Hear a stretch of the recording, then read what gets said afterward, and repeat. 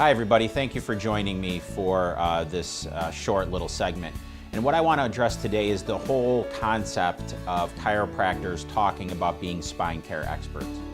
My personal belief is that chiropractic, from a research standpoint, from a patient satisfaction standpoint, and from an outcome standpoint, is really the profession of choice for conservative spine care as a portal of entry. And what I mean by that is the chiropractor is best trained to be able to work through most conservative care problems with the option of referring out from the conservative model when necessary.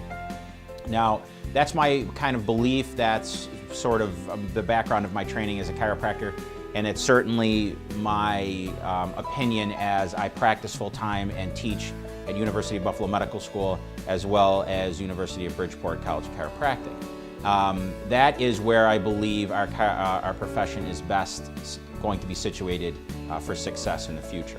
Now, here's sort of the issue with that. I consult with doctors all over the country, and I talk to them on a daily basis. And we have conversations about being a spine care expert and really what that is. And chiropractors as a profession, again, our training is there, but what we don't do is we don't communicate that, I think, as effectively as we might or should. So as an example, when I work with the medical community, the reason I work so closely and well with them, and the reason that I receive a lot of referrals from the medical community, is because I understand what it means to take care of the human spine. Now, that doesn't mean that I treat things that I'm not trained to treat, but I still have to kind of understand what they are and what they mean. That's what being an expert is all about. So from a chiropractic perspective, and our focus is on the biomechanics of the human spine and the correction of those distortions in the mechanics. You can use whatever kind of vocabulary you want, but the most updated version is related to biomechanics. That's what we do. And we balance out those biomechanics, and because the vast majority of spine problems are biomechanical in origin, chiropractors can be situated perfectly to handle that. The anatomical problems are the fractures and the dislocations and the infections and the tumors. Those are better left to the surgeons. Those take a specialty that's outside what we do, but that doesn't mean that I can pass on understanding them. So, for instance, to be a spine care expert, not only do you have to understand and know chiropractic, but you have to understand and know what the current research shows as far as epidural steroid injections. You know, how many of you understand how that procedure is done? How many of you understand the outcomes of that? Is that a good referral or not? Is there a patient selection pattern? How can you work with your patient to get them to the right medical professional if you don't understand the research and how those procedures are used? A facet injection. If a patient is stuck and they're not getting better and they need a facet injection, how do you know when you should refer for one? How do you know which doctors are doing it the right way? And how do you know what the outcomes are? Now, we're not necessarily going to have conversations in our offices about the details of those procedures, but when I work with a patient and that medical doctor refers them to me, the primary care doctor, they have to trust that I have an understanding of what the rest of the medical profession does to the spine.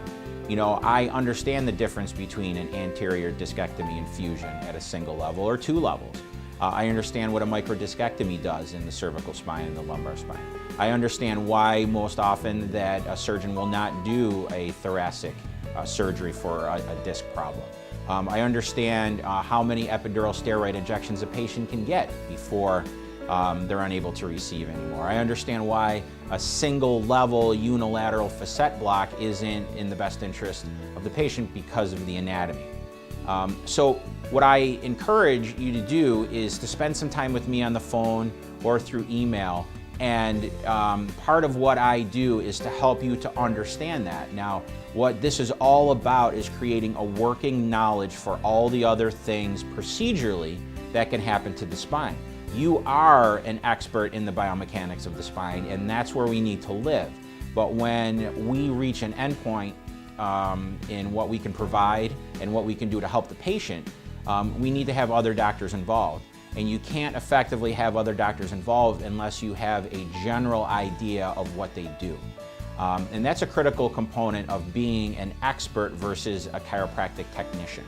And everybody has their choice as to how they want to practice. I work with doctors that want to be experts, and I work with doctors that are just want to be technicians. And there's no right or wrong way to do that, but I will tell you, if you can truly craft your professional art as a true expert, you'll never have to market your practice again, ever. Doctors, medical doctors, and other professionals will understand your expertise, and they will trust that you're able to handle that patient and help manage them from beginning to end. So if you have questions on my concept of spine expertise and you're interested in learning a little bit more, or maybe you just have something to share, my information is at the bottom of this presentation, and you can email me at the Academy of Chiropractic, or you can certainly call me at the number below, and I would love to talk to you and hear more about what you have to say. Thank you very much.